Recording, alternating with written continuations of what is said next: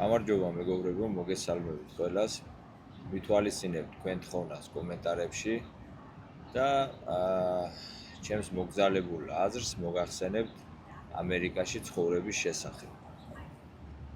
რა თქმა უნდა, აქ მე საუბარი მაქვს იმ ემიგრანტებზე, რომლებიც ჩამოდიან ამერიკაში საცხოვრებლად, ზოგი მუდმივად რჩება, ზოგი ხანგრძლივი პერიოდით, ზოგი მოკლე პერიოდით, მაგრამ რაღაც გარკვეულ ეტაპამდე ამერიკაში უწევს ცხოვრება. მე აქ არ მაქვს საუბარი, რა თქმა უნდა, ტურისტებს. ამიტომ ყველაფერს ჩემს ცხოვრების მაგალითზე ავხსნი, თუ რა ეტაპები გავიარე, ნაბიჯ, როდესაც მე ამერიკაში გადმოვედი საცხოვრებლად.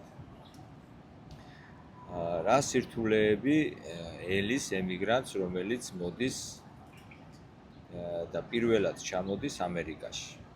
პირველი და უმთავრესი ეს რაც არის ის, რომ ინგლისურის ცოდნა.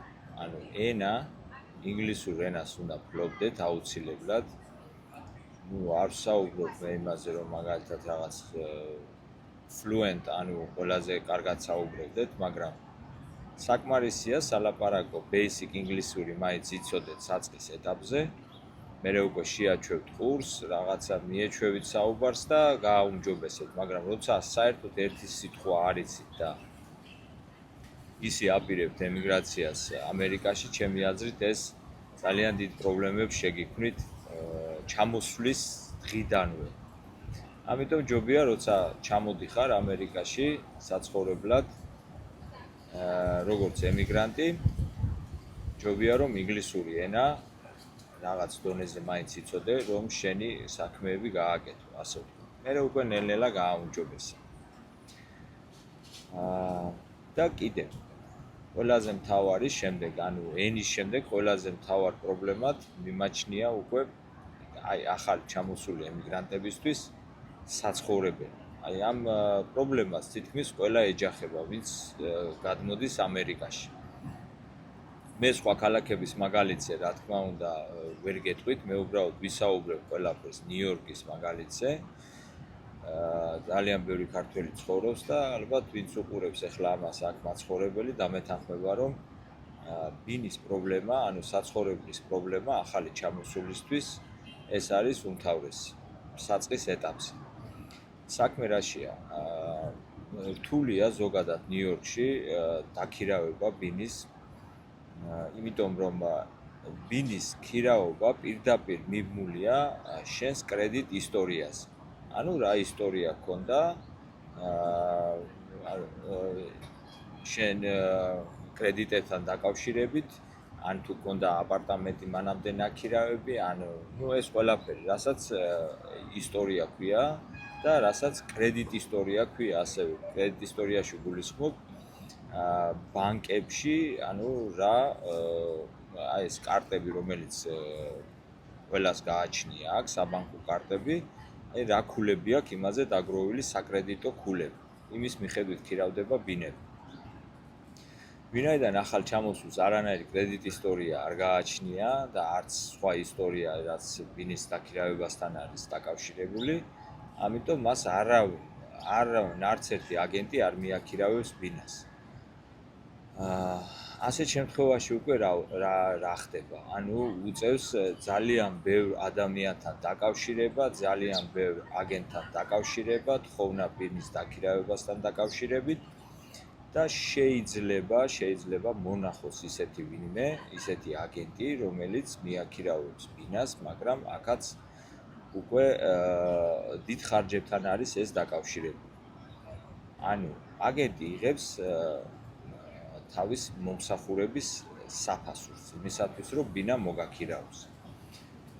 საშუალოდ ბინის დაქირავება ნიუ-იორკში, რომ ავიღოთ 2 ბედრუმიანი აპარტამენტი, იწყება $2000 და ზემოთ. მე მაგალითად 2 ბედრუმიანი მაქვს, ანუ ქართულად 3 ოთახიანი, ზალას ართვლიან აქ და ვიხდი $2440.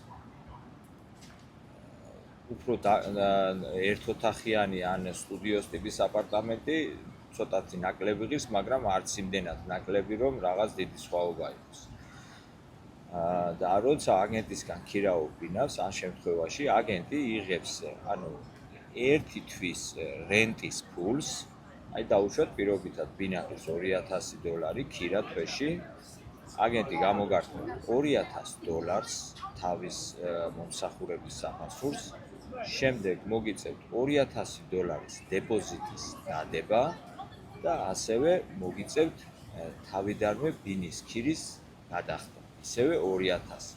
ესე იგი, ყველაზე კარგ შემთხვევაში თქვენ მოგიწევთ საწყის ეტაპზე $2000-იანი ბინის დაქირავებისას $6000 გადახდა. მაგრამ ხდება ხოლმე ისე, რომ ბოლო თვის გადასახადსაც ახდევინებენ და ასეთ შემთხვევაში კიდე დამატებით $2000, ესე იგი, საწყის ეტაპზე მოგიწევთ $8000 გადახდა. ხო, ძნელია ეს, რა თქმა უნდა, ახალი ჩამოსულისთვის, რომ თავიდანვე ამხელა ფული დახარჯოს, მაგრამ სხვა გამოსავალი არ არის ფაქტიურად, მაგრამ ქართველების მაგალითზე ვიტყვი, ანუ ჩვენი თანამემამულეების მაგალითზე, მათი უმრავლესობა ცდილობს ასეთ შემთხვევაში უკვე ნაქირავები, ანუ სხვის მიერ ნაქირავები ბინაში იქირავოს ოთახი, ერთი ოთახი, სადაც მოთავსდება ან თავის მეუღლესთან ერთად, ან მარტო იცხოვრებს და ასე შემდეგ. მაგრამ ამ შემთხვევაშიც ოთახი რომ იქირავოთ ნიუ-იორკში, სავარაუდოდ სადღაც საშუალოდ რომ გითხრათ, მისი ერთი ოთახის ქირავნობის ფასი შეადგენს $1000. აქაც მე პატრონე, ანუ იქ მაცხოვრებელი, ვინც მოგაქირავებთ ოთახს, გამოგართმევთ დეპოზიტს კიდე $1000.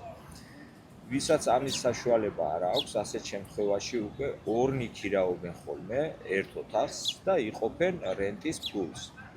მაგრამ ასეთ დროს დამქირავებელი უკვე $1000 აღარ აქირავებს ოთახს და ორ პიროვნებაზე უკვე აძვირებს დაახლოებით $200 და თუ ღირდა 1000 ერთ პიროვნებაზე, ორზე უკვე ეღირება $1200. კიდე პრობლემაა ის, რომ ყველაერიდება, აი როდესაც ოჯახები ჩამოდიან და პატარა ბავშვები ყავთ, მათზე ოთახის გაქირავებას, ან თვითონ ბინის გაქირავებას. არ ვიცი რატოა ესე, ახლა ბავშვები არ უყვართ, ვერ ვიტყვი, მაგრამ ყველაერიდება ბავშვების აი ვისაც ბავშვები ყავს, მათზე ბინის მიქირავება. ეს ჩემი აზრით, მე რამდენადაც ვიცი, განპირობებული არის იმით, რომ როდესაც ნაქირავი ბინაში ცხოვრობს პიროვნება, რომელსაც ყავს ბავშვები, მისი გამოსახლება ბინიდან ძალიან ძნელია, ანუ ფაქტიურად შეუძლებელია და ეს იწელება ძალიან დიდ ხანს. ასე ვთქვათ, რომ რაღაც სასამართლოს გზით ან რაღაც დრო გამოიყვანოთ ეს პიროვნება.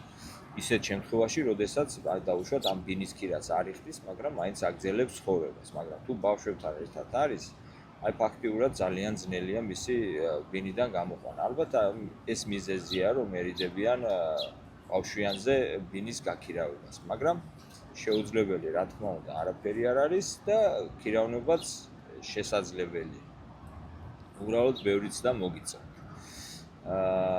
მას შემდეგ, რაც უკვე ბინის პრობლემას მოაგვარებთ, ჩემი აზრით, აქ კიდევ ერთ რაღაცას დავამატებ, ვინც აპირებს საცხოვრებლად ჩამოსვლას ნიუ-იორკში, ხო, თავიდანვე ჯობია, რომ საქართველოდან მოახერხოს რამენაირად ბინის ქირაობა, იმიტომ რომ ადგილზე ჩამოსულს უკვე შეექმნება პრობლემები, ღამის გათევასთან დაკავშირებით და მოუწევს სასტუმროში ცხოვრება და ისე ბინის ძებნა და ამაში უამრავ ფულს დახარჯავს. ამიტომ ჯობია არის ქართული ჯგუფები, იქ დაწეროთ, იქ შეეხმიანოთ, ვინც აქირავებს ბინას და მოელაპარაკოთ ბინის დაქირავებასთან დაკავშირებით. ეხლა რაც შეეხება შემდეგ ნაბიჯს, ანუ მას შემდეგ რაც მოაგვარებთ ბინის პრობლემას, უკვე უნდა იზრუნოთ, რომ ბანკში გახსნათ ანგარიში. ბანკში ანგარიშის გახსნა დიდ სირთულეს არ წარმოადგენს, მაგრამ ყველა ბანკში ანგარიშის გახსნას ვერ შეძლებთ. ამიტომ მოგიწევთ რომ ჩამოვუაროთ სათითაოდ სხვადასხვა ბანკებს, Bank of America-ს, Chase, Capital One, Santander Bank-ს, TD Bank-ს და ასე შემდეგ. არის ძალიან ბევრი ბანკები, სათითაოდ ყველას თავის პირობები აქვს და მოსინჯოთ იქ გახსნა ანგარიში. მას შემდეგ რაც უკვე ანგარიშს გახსნით ბანკში, ჯობია იქვე მოელაპარაკოთ ბანკის თანამშრომელს კრედიტის გახსნასთან დაკავშირებით. თავიდანვე გეტყვით, რომ ახალ ჩამოსულზე არავინ, არც ერთი ბანკი, აბსოლუტურად არც ერთი ბანკი არ მოგცემთ კრედიტ კარტას.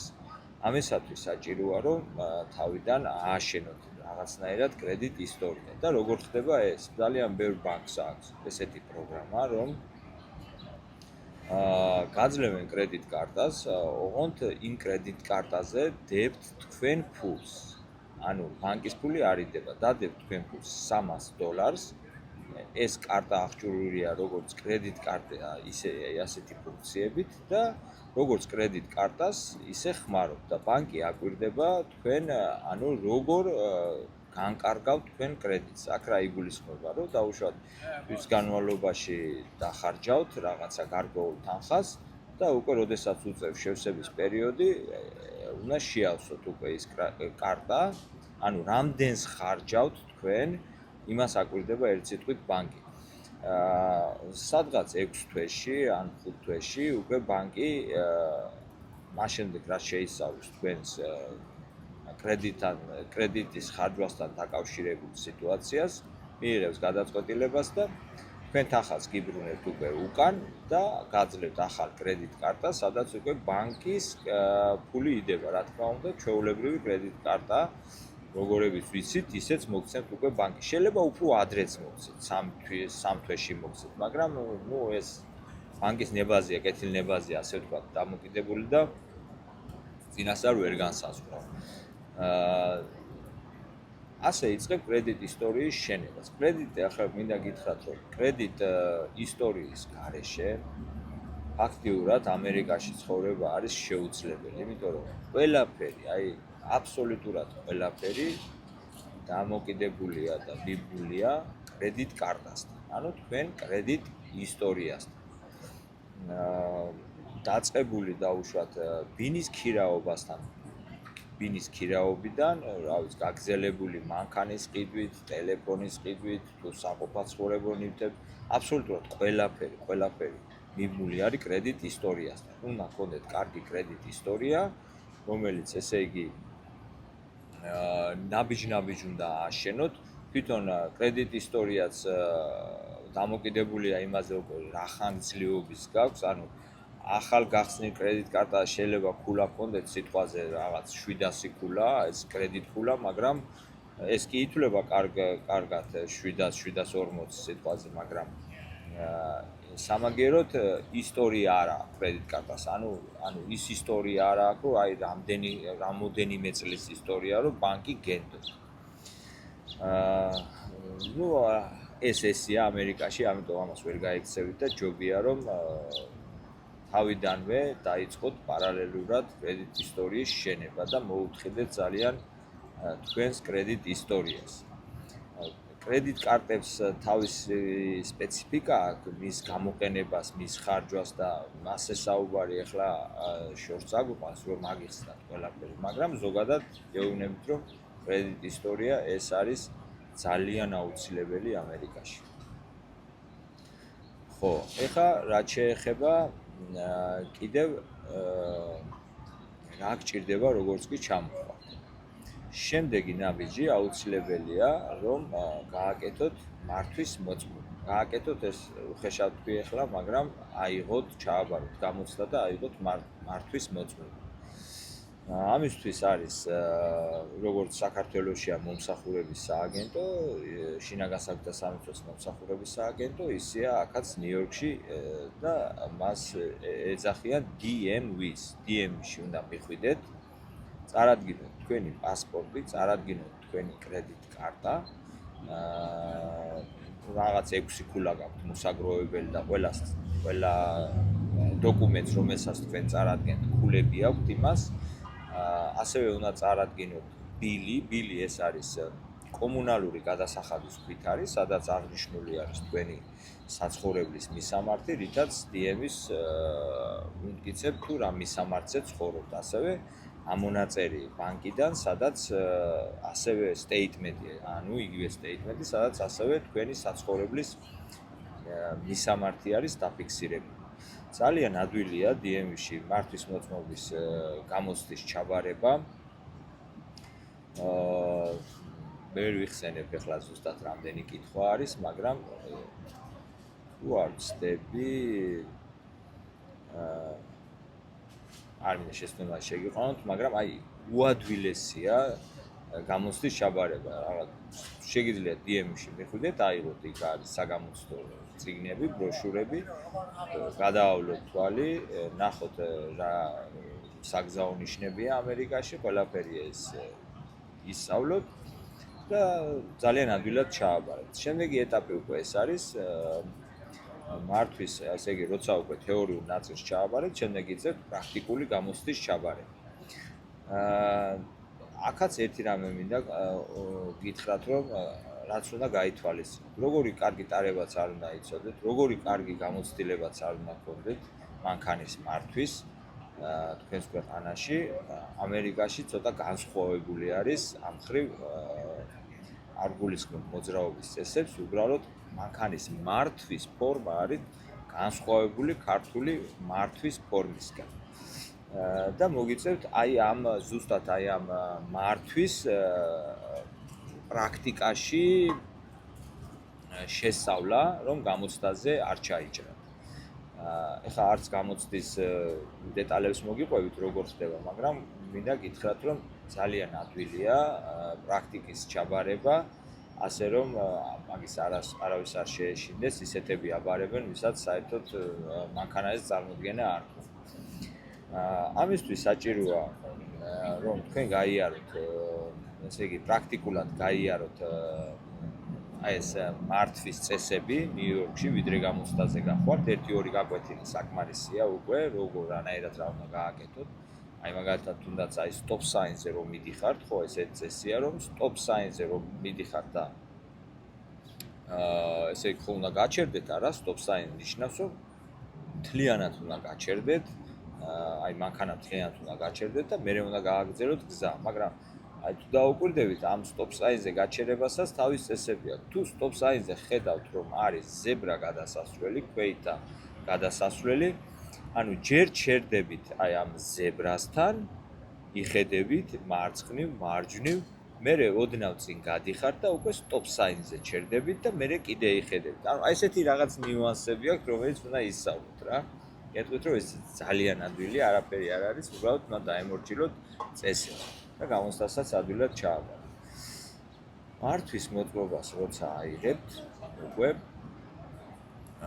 შემდეგ თავარი პრობლემა რაც აქ ემიგრანტს ხდება არის სამუშაო. ეხლა შეიძლება ჩამოხვიდე და იმავე დღესვე დაიწყოს სირბილი და სამუშაოს მოძებნა, მაგრამ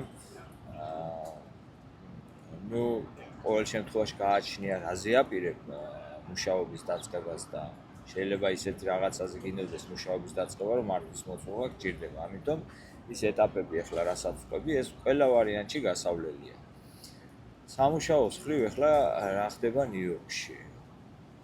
ნუ ადვილი რა თქმა უნდა სამუშაოს პოვნა თავიდან როცა ჩამოდიხარ არ არის, იმიტომ რომ შენ ამერიკაში ცხოვრების გამოცდილება არ აქვს, ანუ ასე ვთქვათ, ამერიკული გამოცდილება არ აქვს.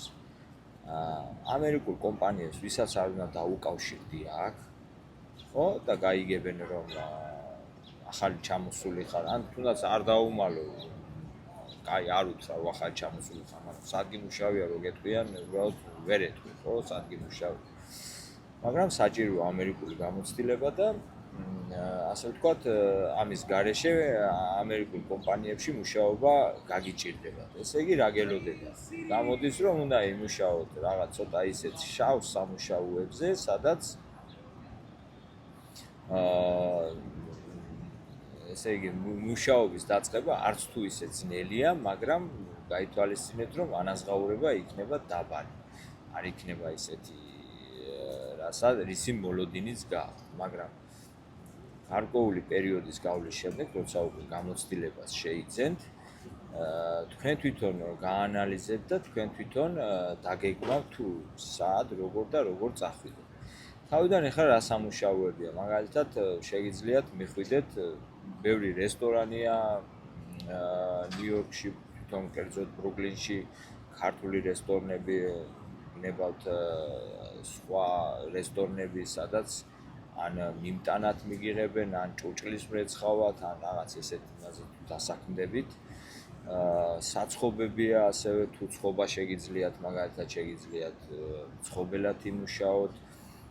არის ასევე construction-ი, ანუ საამშენებლო კომპანიები, რომლებიც რაღაცებს აშენებენ და თუ ხელობა შეგიძლიათ, აქაც დასაქმდებით. და ასე შემდეგ. რაც შეეხება ტაქსზე მუშაობას, ესე ძალიან უნდათ ჩვენ თანამიმამულებს, როგორც კი ჩამოვნენ, რომ ტაქსზე დაждდეთ, ეს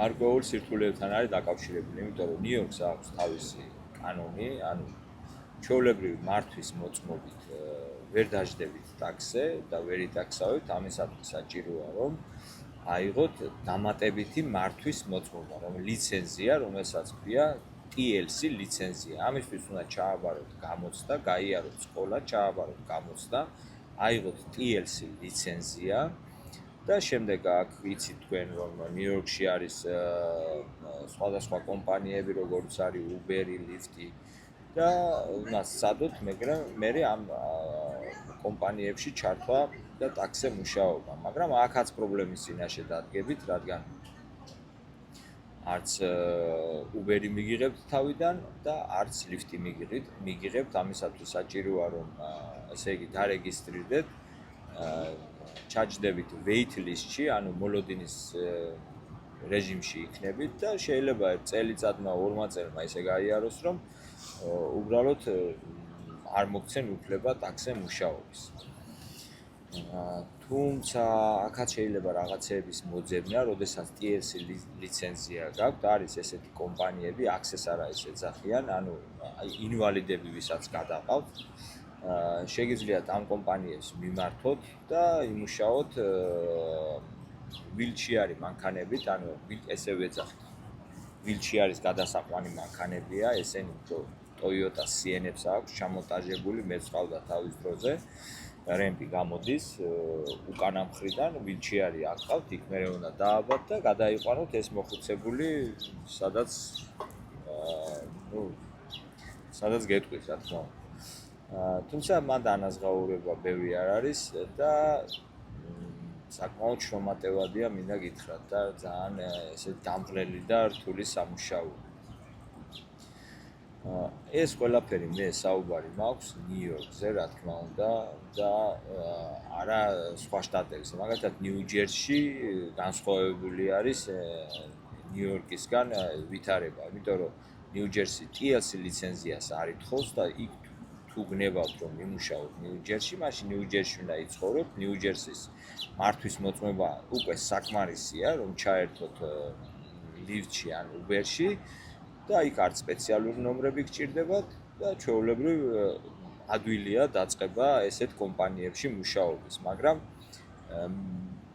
მინუსი რა აქვს ახლა ნიუ-ჯერსში მუშაობას, ისეთი ტარიფები არ არის ნიუ-ჯერსში, როგორც დაუშვათ ნიუ-იორკში. ანუ ნიუ-იორკში უფრო მაღალი ტარიფებია Uber-ზეს და Lyft-ზე ნიუ-ჯერსისგან შედარებით. ქართველების უმრავლესობა კიდე რაზე მუშაობს ახლა ნიუ-იორკში, ეს არის აგებული გეკნებათ DoorDash-ი ეს არის მიტანის სერვისი, სხვადასხვა კვების ობიექტებიდან და ძალიან ბევრი ჩვენი თანამემამულე არის დასაქმებული DoorDash-ზე. თუმცა ჩემო მეგობრებო, მინდა გითხრათ ერთი რაღაცა, რომ გინდა DoorDash-ი, გინდა ტაქსი და ასე შემდეგ, ესეთი სამუშაოები, რაც ნიუ-იორკში არის, ამ სამუშაოებზე მუშაობით დიდად წინ ვერ წახვალთ და ვერც რაღაც ნახების დაგროვებას შეძლებთ და ფინანსური მდგომარეობის გაუმჯობესებას, იმიტომ რომ დამერწმუნეთ, რომ ტაქსზე მუშაობა 3 წელი ვიმუშაო მე თვითონ ტაქსზე და საკმაოდ რთულია, ყოველდღე მუშაობა მით უმეტეს გიწევს 10-14 საათი მუშაობა და აქ კიდე ნიუ-იორკში ჯოჯოხეთური მოძრაობა არის, ყოველფეხის ნაბიჯზე შუქნიშნებია, უნდა გაჩერდე, წახვიდე, საცობები, მერე ეს კლიენტები, რომლებიც მანქანაში გიზით, ძალიან ბევრი გააჩნია, ეხლა სად მოხდები ბრონქსში, ჯამაიკაში და ესეთ უბნებში, სადაც უფრო მეტად ესე იგი შავკანიანი მოსახლეობა ცხოვრობს, პრეტენზიული ხალხი არიან. სულ რაღაცას გისწორებენ, იქით არ წახვიდეთ, ჯგუას გარიგებენ, ასე წადი, გზას გასწავლიან და მოკლედ აუტანელია რა მათთან ურთიერთობა, მაგრამ რას იზამ კლიენტია, პატივი უნდა ცე, ხმას ვერ ამოიღებ ზედმეტად, შეურაცხყოფას ვერ მიაყენებ, თორემ ერთი ჩივილითაც კი, ანუ რეპორტი, რო დაწეროს გინდა უბერში, გინდა ლიფტში, რომელიც გაქვთ ჩართული, ამას შეუძლია რომ, ესე იგი, გაგთიშოს, ანუ პროგრამიდან გაგთიშავენ და უარს გეტყვიან შემდეგ უკვე ტაქსზე მუშაობის გაგრძელებაში ეს კომპანიები. ასე რომ გიწევს ბევრი რაღაცის მოთმენა, დათმობა, ატანა და შეეგუო უნდა ყველაფერ ამას.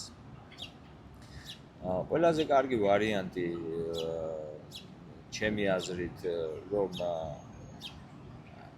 რაღაცა ადამიანმა ცოტა გაიუმჯობესო შენი ფინანსური მდგომარეობა არის ის რომ რაღაც ეტაპები რა თქმა უნდა მოგიწევს ამ ყველაფრის გავლა, მაგრამ შემდეგ უკვე ჯობია რომ დაეუფლოთ პროფესიას. არაფერი საჭირო აქ დიდი უნივერსიტეტების და უმაღლესების დამთავრება საჭირო არ არის. არის უამრავი ესეთი კურსი, რომლის გავლის შემდეგაც შეგიძლიათ დასაქმდეთ მაგალითად ნერსად საავადმყოფოებში, ან ექიმის თანაშემწედ, ან ასე და არის ეხლა გააჩნია. შეგიძლიათ მაგალითად თუ მძღოლობა გინდათ მაინდა-მაინც ჩააბაროთ, გაიაროთ ისეთი კურსები, რომელიც მაგალითად საამშენებლო ტექნიკასთან არის დაკავშირებული და აქ ნიუ-იორკში არის ესეთი გაერთიანება, ძალიან დიდი და სერიოზული გაერთიანება, რომელსაც unions უწოდებენ, ამ unionში არიან მუშები გაერთიანებული და თუ რამე კონსტრაქშენი მიმდინარეობს ხო ნიუ-იორკში, რაღაცა მშენებლობა მიმდინარეობს, ეს მუშები აკეთებენ, ანუ დასაქმებული ხარ და ყოველთვის გეძახიან სამუშაოს და მით უმეტეს ახლა თუ იცი ტექნიკის მართვა ძალიან სერიოზული ანაზღაურებაა, მაგალითად ექსკავატორი ან ასე შემდეგ. ავიცი რაც კი ნებისმიერ ტექნიკა, არის კიდე ამწეკრანები, რთულია რა თქმა უნდა, ეს ამწეკრანის ოპერატორად მუშაობა, მაგრამ ზოგს ეხერხება და შეუძლია ეს ყველაფერი გაიაროს, ისწავლოს და დასაქმდეს. ასე რომ ვიცი მესმის ძალიან ბევრი ვინც ჩამოდის ნიუ-იორკში არის ის რომ ესე იგი თავის პროფესიის მიღმა უწევს მუშაობა და ამ ყველაფერთან შეგუება. განსაკუთრებით ძნელი არის იმ ადამიანებისთვის, რომლებიც კაბინეტურ მუშაობას არიან მიჩვეულები და ოფისიდან არ გამოსულან, არაფერი არ გაუკეთებიათ ფიზიკურად და აქ უკვე უწევთ შემდეგ ფიზიკურად მუშაობა ისეთ სამუშაოებზე, რომლებზეც მუშაობაც შეიძლება მათთვის სათაკილო ყოფილიყო საქართველოში, მაგრამ ეს ამერიკაა, ყველაფერს უნდა შეეგუო, ყველაფერი ნოლიდან უნდა დაიწყო და გარკვეული პერიოდის მერე შენ თვითონ გააცნობიერებ უკვე რომ როგორ ააწყო შენი ცხოვრება, მაგრამ ის ეტაპები, რომლებსაც ახლა მე ვყვევი, ხო, თავიდან თითქმის ყველა ემიგრანტმა გაიარა, ვინც აქ არის და ან ახლა გადის ნელ-ნელა. თავარი კიდე ის არის, რომ რამდენად სწრაფად მიხვდები, რომ ეს ყველაფერი, ესე იგი, გასავლელი გაქვს და რამდენად სწრაფად მიხვდები, რომ ეს ყველაფერი დროში არ გაწელო და ისე გააკეთო, რომ საბოლოო ჯამში მიაღწიო უკვე შენს ბიზნესს ისეთ მდგომარეობას, რომელიც უკვე მოგცემს თავისუფლად სუნთქვის საშუალებას და შენზე მორგებული გრაფიკით მუშაობას. არის ახლა კიდევ ბევრი ნიუანსები, უკვე შემდეგ აი მე მაგალითად ეხა მე რაზე ვსაუბრობ, ხო, ანუ ეს ეხება, ანუ მე აქ საუბარი მაქვს იმ კატეგორიაზე, რომლებიც ლეგალურად არიან ჩამოსულები ამერიკაში. ანუ ეს როგორ ხდება ლეგალურად ჩამოსვლა, ხო? ან მოიგო მწვანე ბარათის გათამაშებაში, ან ოჯახის გაერთიანებით არის ჩამოსული, ან ქორწინებით არის ჩამოსული. ასეთი ადამიანებისთვის, რა თქმა უნდა, ამერიკაში ცხოვრების დაწყება შედარებით ადვილია, მაგრამ აბსოლუტურად იგივეს გავლა უწევს ყველაფრის, რასაც ახლა მე ვყვები. ანუ დაჭირდება ადაპტირება და შეგუება ამერიკულ ცხოვრების წესებთან. შენ აქ არავინ არაფერს არ გიშლის, გინდა ჩადრითიარე, გინდა რა ვიცი, ქართული ჩოხა ჩაიცვი და ისე იარე, პრობლემა არ არის, არც არავინ დაქცინებს და არც არავინ მოგაყენებს ამაზე შეურაცხყოფას, მაგრამ იმისთვის რომ თავი დაიმკვიდრო, ამ ქვეყანაში საჭიროა რომ აქაურ ქცევის წესებიც გაითვალისწინო და რა თქმა უნდა პატივით სერმან. იმ კატეგორიას რაც შეეხება, რომლებიც არალეგალური გზით მოხვდნენ ამერიკაში, მათთვის მე ძალიან მწუხვარ, ვიცი, ჩემი მეგობრები ძალიან ბევრი ყავს ესეთი მეგობარი, რომლებიც ესე არიან შემოსული და დაწყებული აქვს სხვადასხვა кейსები, მაგრამ მათი პრობლემა უფრო სხვა არის, უფრო ღრმა არის, იმიტომ რომ მათ ძალიან ძნელი ცხოვრება უწევთ იმ მხრივ, რომ პარალელურად აი ის ახლა მე რასაც ვყვები, რომ ეს არის გასაკეთებელი, პარალელურად მათ უწევთ იურიდიული საკითხების მოგვარება, ადვოკატებთან უამრავი ფულის ხარჯვა, ეს საიმიგრაციო პროცესების გავლა. არ არის ეს ადვილი დამერწმუნეთ და ეხლა ვინც ესი არის აქ, ალბათ ჩემზე უკეთესად იცის და მეტი გამოცდილება აქვს და თუ ვინმე ამასთან დაკავშირებით რაღაცას იტყვის და ჩაწერს, ალბათ ბევრისთვის უკეთესი იქნება, ვიდრე ჩემი მიერ მონათხრობი, იმიტომ რომ ისე გამოცდილება ამ საკითხთან დაკავშირებით არ მაქვს და არ მინდა რომ ვინმე რაღაც შეცდომაში შევიყვანო. ეს ადამიანები ჩვეულებრივად ადაპტირდებიან ამერიკულ ცხოვრების წესთან. მე ვფიქრობ, რომ ასეთი შემოსული ადამიანები უფრო სწრაფად, ხარტად, უფრო მონდომებით ითვისებენ აქაურ ცხოვრებას. ალბათ გაჭირვება მათ ჩვენი გაქცევას გაჩვენებო აქედან გამომდინარე, ვიდრე დაუშვათ აი გრინ კარტით ჩამოსული ბევრი ისეთი ადამიანი შეიძლება შეხვდეთ, რომელიც ვერ ძლევს ამერიკაში და არ მოწონს ან რაღაცა და მე აქედან გარბის და არ ვიცი. ყოველ შემთხვევაში შედარებას თუ გავაკეთებ, არალეგალურად შემოსული ჩვენი თანამდებობები, მე მგონი უფრო ძალიან ბევრი მოტივირებული არიან და უფრო სხარტები არიან ამ ადაპტაციასთან და მუშაობასთან დაკავშირებით.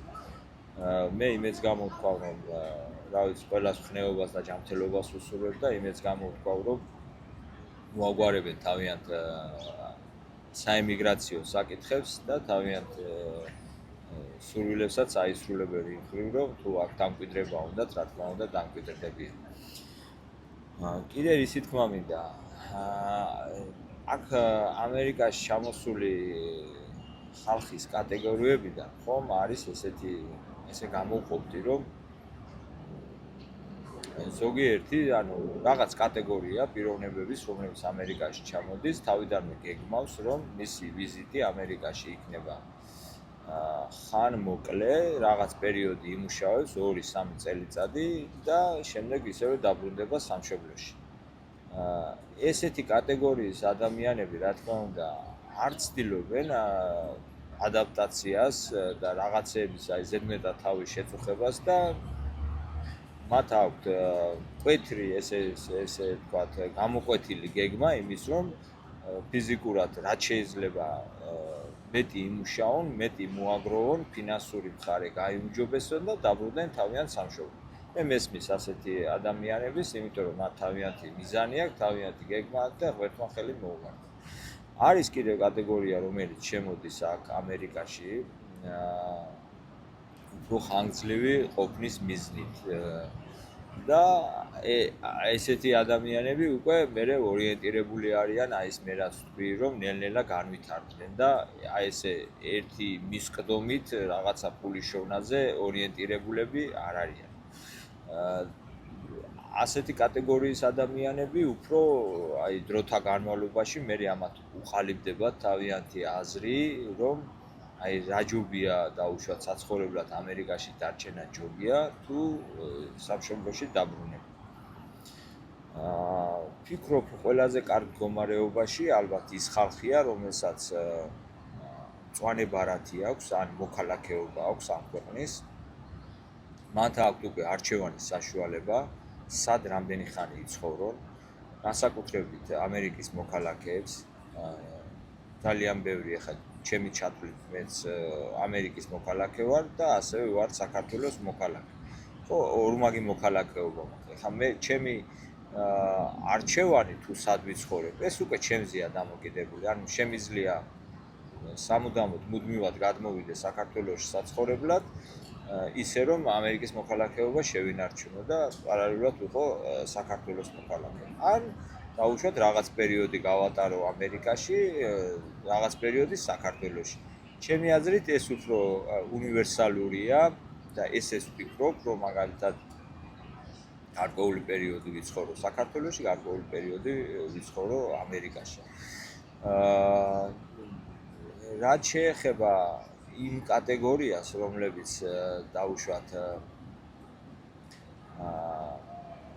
ვიზებით არიან შემოსულები, ამათ უფრო ტურისტულ ვიზებზე მაქვს საუბარი, ამ კატეგორიის ჩვენ თანამოქალაქეებს ცოტა განსხვავებული მდგომარეობა აქვთ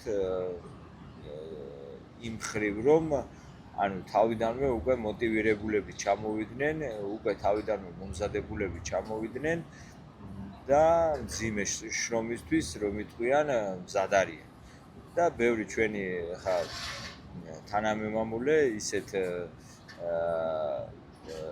სამსახურებში არის დასაქმებული, თავის დროზე დედაჩემიც ესე მუშაობდა ამერიკაში, აი რასაც მოხუცის მოვლა ქვია, ხო? უფრო ძირითადად მე ქალბატონებზე მაქვს საუბარი. ხო, ასაკიანი ქალბატონები თუნდაც აგინა, ახალგაზრდა ქალბატონები მზად არიან იმუშაონ მოხუცებთან, ამაში ცუც მე ვერაფერს ვერ ხედავ და საკმაოდ ჭკვიანურადაც გამოსდით ეს მუშაობა, იმიტომ რომ საცხოვრებლის თანხას ზოგავენ, ცხოვრობენ იქ იმ ადამიანთან, ვისაც სულიან და ეს ძალიან დიდ შეღავათს უწევთ. და შესაბამისად ეხლა ნიუ-იორკში ცხოვრება რო ძვირია ყველა მიცის, დიდ დანაზოგს აკეთებენ ამ მხრივ. ღირს თუ არა ამერიკაში ცხოვრება. ეს კითხვა მე მგონი სათითაოდ უნდა დაუსვას ყველა იმ ადამიანმა თავის თავს, ვინც აქ ცხოვრობს. ეს არის პიროვნებაზე დამოკიდებული. ანუ თვითონ პიროვნებას რა უნდა ამ ცხოვრებიდან, ხო? ეხლა საქართველოს გადმოსახედიდან, ვისაც ამერიკაში არ უცხოვრია საერთოდ, შეიძლება მკვეთრი პასუხიც გაქვს ეს ამაზე, რომ აი რა მინდა ამერიკაში მე ჩემი ქვეყანა მირჩევია. კი ბატონო, არავინ არ გართმევს შენ ქვეყანას, არ შენ იდენტობას, იცხოვრე სადაც გინდა, ეს შენი არჩევანია, მაგრამ მთელ სოფლიო ესეა, ეხლა ემიგრაცია ხდება მთელ სოფლიოში, ზოგი სადმიდის საცხოვრებლად, ზოგი სადმიდის. აქაც ესეა ეხლა, ხო? ანუ ამერიკა ეს არის ემიგრანტების ქვეყანა. აქ არავინ არ არის ანუ ეს ქვეყანა არ წარმოადგენს რაღაცა ეთნიკური ჯგუფის სახელმწიფოს. ეს არის ემიგრანტების დასახლებული ქვეყანა, რომლებმაც შემოიტანეს თავიანთი კულტურა და ადაპტაცია მოახდინეს ამ ქვეყნის საზოგადოებასთან და სხვადასხვა საზოგადოების შერწყმა მოხდა და ეს არის რაღაც საზოგადოებრივი ცევის წესები, არის ამ ქვეყნის ღირებულებები, რომლებსაც ყველა ითვალისწინებს და ეს არის ამერიკელობა, მეტი არაფერი, თორემ გაგიგიათ ხო ალბათ რომ იტალიელი, ამერიკელი, ფრანგი, ამერიკელი, ირლანდიელი, ამერიკელი, ანუ ყველას რაღაც ფესვები აქვს. ისე ვარ ჩვენც ქართველი ამერიკელები. აქ ჩვენი იდენტობას, ჩვენ რაღაცა ქართულ სულს და ქართულ მენტალიტეტს არავინ არაფერს არ გართულს. პირიქით, ჩვენი კულტურა შემოგვაქვს ამ ქვეყანაში, ჩვენ რაღაცებს ვამკვიდრებთ. ხინკალი და თონისპური უკვე თელმა ამერიკამ იცის და კიდე ხაჭაპური. ხო, ანუ მე ვიცი ადამიანები, რომლებიც ჩოხაში გამოწყობილები დადიან ქუჩაში ჩვეულებრივად და გვაქვს ეკლესია, სადაც წირვა ტარდება, გვაქვს ჩვენი სათვისტომოები, არის ქართული ცეკვისა და სიმღერის ანსამბლები. ანუ ერთი სიტყვით ჩვეულებრივი ქართულია სათვისტომო არის ნიუ-იორკში ძალიან დიდი ასე ვთქვათ და ძალიან ბევრი ქართველი ცხოვრობს და არიან ბედნიერად, რა ვიცი, ერთმანეთთან ურთიერთობენ, ზოგს უნდა ეს ურთიერთობა, ზოგს არ უნდა და შემდეგ ახლა ვინ უფრო მეტი ამერიკელი გახდება, ეს უკვე პიროვნებაზეა დამოკიდებული, მაგრამ არ ამგონია აქ რომ ვიღაც ჩვენ რაღაც ქართველობას გვართმევს, არავინ არ გვართმევს არაფერს, ცხოვრობთ ისე ჩვენ გემოზე ქართულად, როგორც ჩვენ გაგვიხარდება, თუმცა ამათ ცხოვრების წესებსაც ვითვალისწინებთ, ამერიკულ ცხოვრების წესებსაც და არაფერი ცუდი ამაში არ არის. რომ იცხოვრო და იყო იმ საზოგადოებაში, როგორი საზოგადოებაც არის, ხო, უნდა რაღაცებს უნდა შეეგუო, ხა ელემენტარულია, ხო, ახლა დავუშვათ სადღაც შედიხარ შენობაში და ხედავ რომ ვიღაც მოყვება უკან, ხო, კარები დაუჭირო სიტყვაზე და იმასაც მისცეს საშუალება რომ შემოვიდეს და ცურწინ არ მიუჯახონო. ძალიან ელემენტარული ვამბობ, ხო? თუმცა ძალიან ბევრი რაღაც სხვადასხვა ღირებულებები და ქცევებია ამ ამერიკაში, რაც ადამიანმა უჯობესია გაითვალისწინოს თუ უნდა რომ ამ საზოგადოების წევრად იგრძნოს თავი. თუ არ უნდა, ხომ გეუბნებით, ამას არავინ არ აძალებს, შეიძლება ისევე იმ ქართველად დარჩე, როგორიც იყავი, ენაც არ ისწავლო, ისაუბრო ქართულად, გატეხილი ინგლისურით, აკეთო შენი საქმე და რაღაცა ან მანქანების გადამზიდი გექნება, ან კონსტრაქშენზე ემუშავებ, ან რაღაცას მოიფიქრებ და რაღაცა იმ ორ კაფიქს რაც შოვნაც გინდა ადამიანს ამასაც იშოვე. ასე რომ არავინ არ გახჩობს აქ რომ მაინდამაინც უნდა რაღაც ამერიკელი უნდა გახდე. კიდევ ვიცით რა არის, ანუ აქაური ცხოვრების წესი, ხო, ანუ ბევრ ჩვენ თანამემამულეს უჭირს შეგუება, იმიტომ რომ ასე ვთქვა, თავისუფლება ბევრ რაღაცაში იგრძნობა აქ. თუნდაც აი ნარკოტიკებთან დაკავშირებით, ხო? ალბათ გინახიათ პენსილვანიაში ფილადელფიის ქუჩა, არ მახსოვს ის სახელწოდება, სადაც ნარკომანები არის სავსე, ხო, დაბლაკბიან და წამაში იხარშებიან და კვდებიან. ჩემი დაკვირვებით რა არის, იცით, ანუ ეს ქვეყანა ყველას აძლევს არჩევანის უფლებას. გინდა იყო ნარკომანი, იყავი ნარკომანი, არავინ არ გიშლის და აი ქუჩაში რო გდია ის ნარკომანი, ხო, სხვა რო გამოელვის და შეხედას პარალელს გაავლევს, მე ესე უნდა ცხოვრება თუ უნდა რომ როგორც ადამიანმა ისე იცხოვრა. ამდენიც არ უნდა დაუშალო ვინმეს რომ ნარკოტიკს არ გაეკარო, თუ უნდა გაეკარება, ხო? ნუ ესე მარტივი გაგებით ვამბობ მე, მაგრამ მე ამას ყველაფერს ყვები ჩემი თვალით დანახოს, ხო? ანუ კაიფში ადამიანია, აქ არავინ არ იჭერს მაგის გულისთვის. უნდა და იყოს, კი ბატონო, მაგრამ უყურეთ რამხელა რაღაცა დგას ყველაფრის ამის უკან. თუ შენ გადაწყვეტ რომ იყო ნარკომანი, ხელს ამაში არავინ არ გიშლის და ხელმისაწვდომია რა თქმა უნდა ნარკოტიკები, მაგრამ რამდენ რამეში გიშლის ხელს. ნებისმიერ სამსახურში სადაც გინდა რომ მუშაობა დაიწყო, მაგალითად ტაქსზე, ხო? გინდა მუშაობის დაწყება. გთხოვენ დრაგ ტესტს, ანუ უნდა გქონდეს ჩაბარებული ესე იგი ნარკოტესტი და ამ ნარკოტესტის მიხედვით უყურებენ თუ შენ ნარკოტესტი ამოგივარ და ტაქსზე მუშაობას ვერ დაიწყებ. ვერ დაიწყებ ვერცერთ ნორმალურ სამსახურში მუშაობას. არსად არ მიგიღებენ თუ ნარკომანი. ანუ ხედავთ რამდენ რამეში უშლის ხელს, ანუ რაღაცა მექანიზმები მაინც არის ჩადებული რა. ისევე როგორც კრიმინალური წარსული. ბექგრაუნდი, ანუ გიმოწმებენ შენ კრიმინალურ წარსულს. თუ დანაშაული გაქვს წარსულში ჩადენილი, ამას ყველგან ითვალისწინებენ და მუშაობის დაწყებისას ეს 99% გიშლის ხელს. ისევე როგორც დავუშვათ, აი ნასვამი მძღოლი, ნასვამი რო დაგიჭირონ მანქანასთან, ეს DUI-ა, ანუ კრიმინალად ითვლება და მთელი ცხოვრება რჩება თითქმის შენს ისტორიაში, ყველა უყურებს მერე რომ აი ეს ნასვამი დადიოდა და აქ ნასვამი ძღოლი ითვლება პოტენციურ მკვლელად.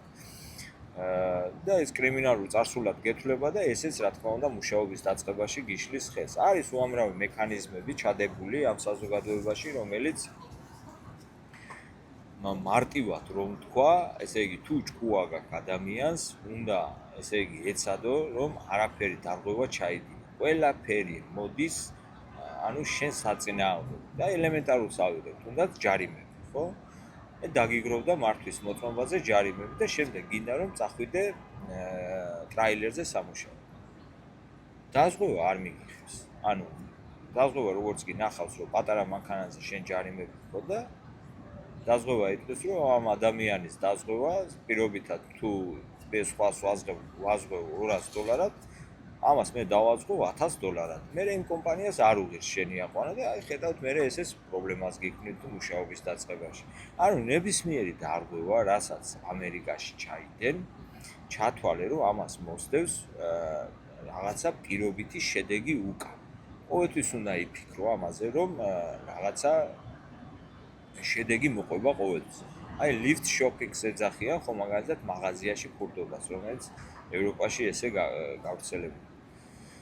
ამერიკაში შეგიძლია რა თქმა უნდა თუ ხელი გაწაფული გაქვს რაღაც მოიპარო, მაგრამ ნებისმიერი წვრილმანის ქურდობას, ხო, დაუძახებენ პოლიციას, ეს შენ ისტორიაში რჩება და თუ ფიქრობ რომ შენ ესე იგი არა გაქვს და ფიქრობ რომ საიმიგრაციო საბუთები მოაწესრიგო, ჩათვალე რომ ეს უკვე არის ჯვარი შენს მასე ისტორიაზე რა, საიმიგრაციო ისტორიაზე. ჩათვალე რომ ეს იმდენად შეგიშლის ხელს, რომ იმ საიმიგრაციო საბუთებს რის მოწესრიგებაც გინდა უკვე მომავალში ვეღარ მოაწესრიგო.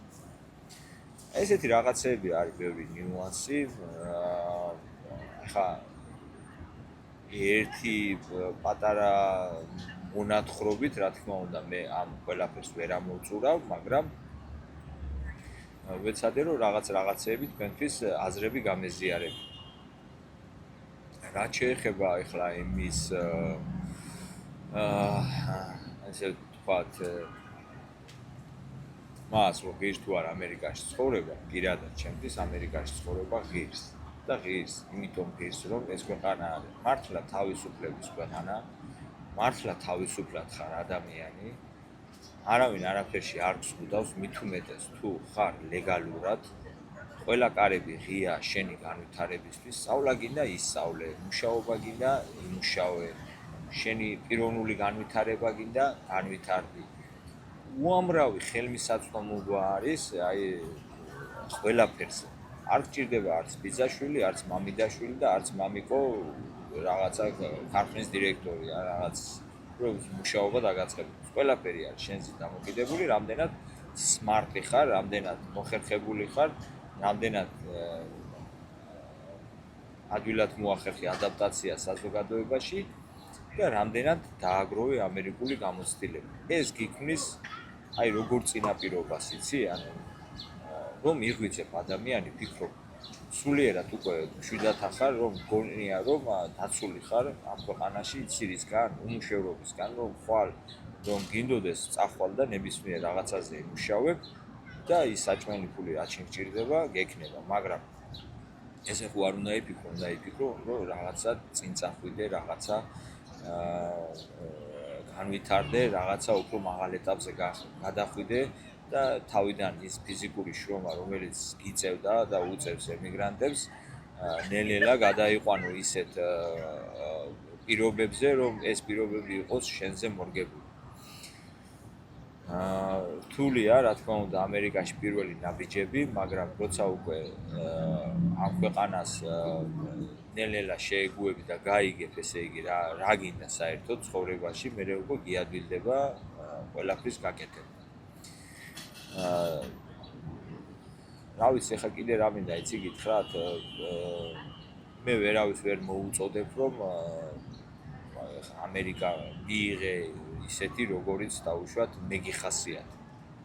ეს მე უბრალოდ ყვები ჩემს მონათხრობს, ჩემს ჩემს თავზე აღებულს, ანუ რაღაც ეტაპები, რომელიც მე გავიარე, გამოვცადი ამ ქვეყანაში და რა ესე იგი რო გადავხედო ჩემს ცხოვრებას, ესე იგი მიღირს თუ არ მიღირს ეს, რა თქმა უნდა, ჩემი შეფასებით მიღირს, იმიტომ რომ ჩემი შვილებიც უკვე ძალიან კარგად ადაპტირებულები არიან ამერიკასთან, კარგად აუღეს ალღო, კარგად შეერწყნენ, მუშაობენ, სწავლობენ, თავიანთ მომავალს ქმნიან, არც ქართველობას კარგავენ, ძალიან კარგი ვაჟკაცი ქართველები არიან და ბედნიერები არიან იმით, რომ აქვთ იმის საშუალება თავიანთი გონებით, თავიანთი შრომით მიაღწიონ, გააკეთონ ისეთი რაღაცა, რომ გამოიმუშაონ სიტყვაზე იმდენი თანხა, რომ ყველაფრის უფლება მისცენ თავიანთ თავს, აი რაც დამოკიდებულია სიტყვაზე მოგზაურობასთან, რაღაც მანქანა შეძენა იქნება თუ ასე და ასე. არავინ არ იფიქროს, რომ აქ ჩვენ რაღაც ჭინჭებს გადაკიდებული ემიგრანტები ვართ, არა, ჩვენ უბრალოდ ცხოვრობთ და ცხოვრობთ ისე, როგორც ჩვენ გვინდა, ანუ ცხოვრობთ თავისუფლად, არავინ არაფერში არ გვზღუდავს, ჩვენს ქვეყანაშიც ავდივართ, ჩვენს ქვეყანაშიც გვაქვს ჩვენი ფესვები, სახლი, კარი, მეგობრები, ახლობლები და ეს აბსოლუტურად არ მიშლის ხელს აქ ცხოვრება მათთან ურთიერთობაში. უბრალოდ ვისთვის როგორ? აი ჩემთვის მაგალითად ამერიკა ის ოცნების ქვეყანა იყო, რომელიც აი ბავშვობიდან მეჯდა გონებაში და კი რთულად, მაგრამ ნაბიჯ მივახციეთ მერე იმას, რომ გავიგეთ და ვისწავლეთ, როგორ უნდა ამერიკაში სწორად ცხოვრება. ამას კიდე თავის სწორად ცხოვრებაში რაც გულისხმობ, ამას კიდე ძალიან თავისი ნიუანსები აქვს, იმიტომ რომ ეს ქვეყანა ყველაფრის საშუალებას რომ გაძლევს, ამასთან ერთად იმის საშუალებასაც გაძლევს, რომ აი ეს რაღაც შენი მძიმე შრომით მოპოვებული თანხა სიტყვაზე ისე დახარჯო, რომ იქიდან არაფერი არ დაგჭირდეს. იმდენი სასიამოვნო რაღაცებია გარშემო, რომ ყველაფერი გინდა ადამიანმა რომ შეიძინო და იყიდო.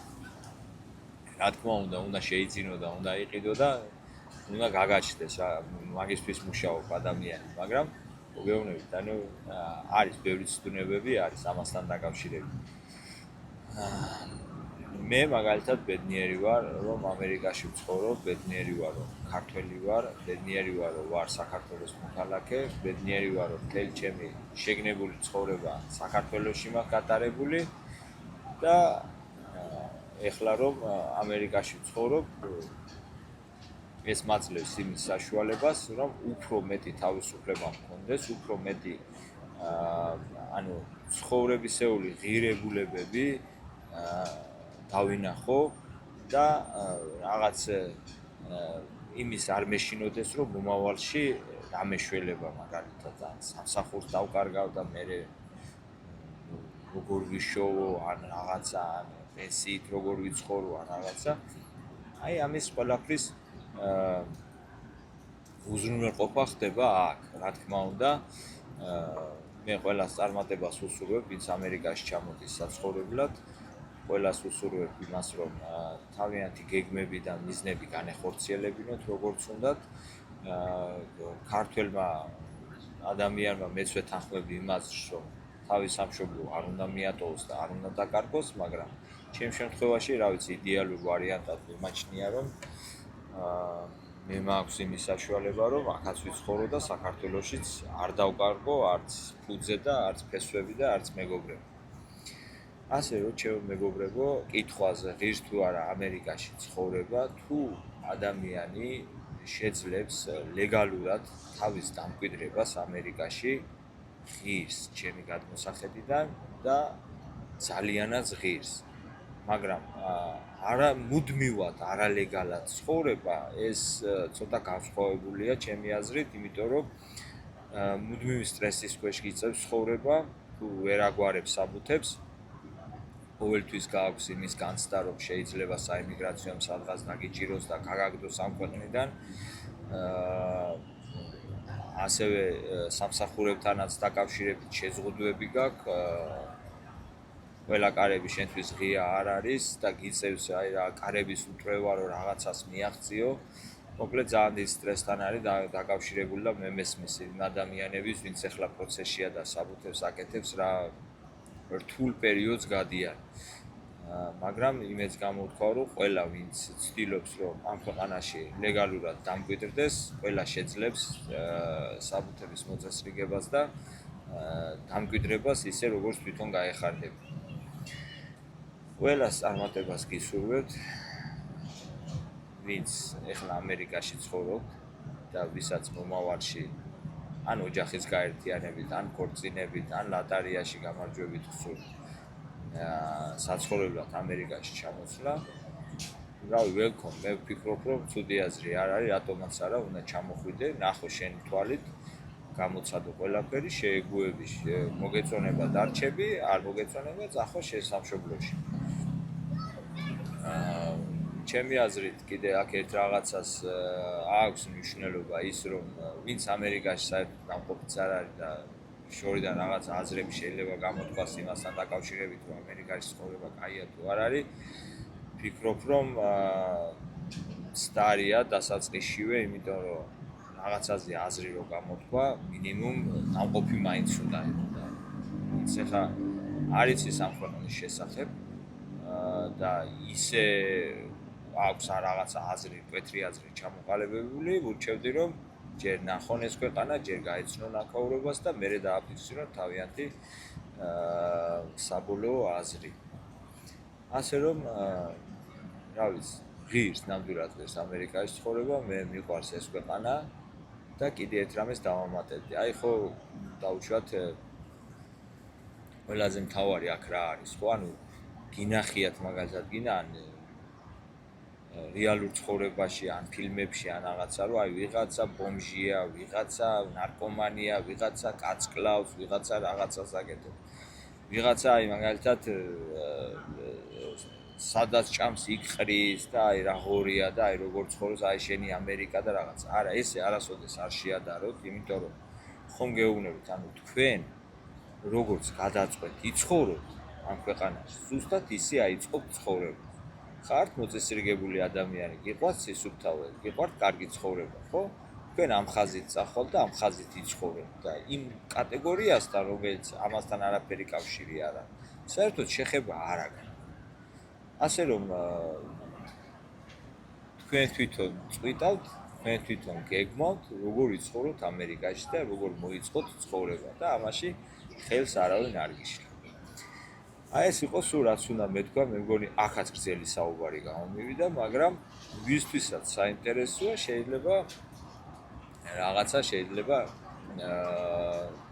ისეთი აზრი მივაწოდე, რაც მისთვის სასარგებლოა. რა თქმა უნდა, მე ყველაფერს ვერ მოყვებოდი, ამიტომ თუ რაღაც კითხვები ვინმეს რამე კითხვა გააჩნია, შეუძლია დამიწეროს და იმ კითხვაზე კონკრეტულად გავცემ პასუხს. ხო, კიდე ამ არხზე პატარა გათამაშება მაქვს iPhone-ის ყურსასმენებით, რა ვიცი, აჩუქარია და რატომ არ უნდა მიიღოთ მონაწილეობა, მე მგონი გაგეხარდებათ, ვინც მოიგეთ და გამოგადგებათ, ასე რომ გამოიწერეთ არხი და მიიღეთ გათამაშებაში მონაწილეობა. გათამაშების ვიდეო დევს ჩემს გვერდზე და ადვილად მიაგეთ. მადლობა ჩემო კარგებო, გემშვიდობებით და მომავალშიც რა თქმა უნდა გავითვალისწინებთ თქვენ აზრს იმის შესახებ, თუ რისი მოსმენა და რისი გაგება გსურთ, ან რისი ნახვა გსურთ ჩემგან. მადლობა.